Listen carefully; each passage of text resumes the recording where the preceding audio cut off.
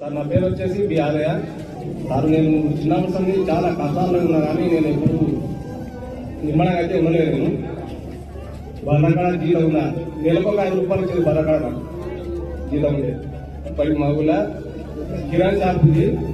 ఆ కిరాణా షాపులకు బర్రెలు నేను 3, మాకు 2 బర్రెలు 5 బర్రెలు కాసేది. నేను ఒక 5 రూపాయలు ఇచ్చే రోజు నెలకు ఆ కిరాణా షాప్ అయిన బర్రెలు కాసి రోజు 9 రూపాయలు ఇచ్చే సాయంత్రం బర్రెగా వేసినాక అలాంటి జీతాలు కలిపి నేను తర్వాత మళ్ళా వ్యవసాయం జీతం ఉన్నా, ఇంకా నేను గొల్లపరంలో కూడా జీతం ఉన్నా, ఇంకా తర్వాత వచ్చి ఓటర్లు కూడా పనిచేసాను.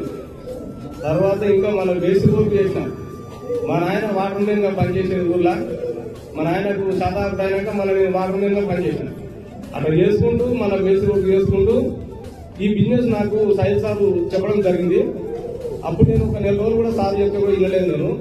మేము పత్తి చేను పెట్టాము. అక్కడ మాకు ఇట్లా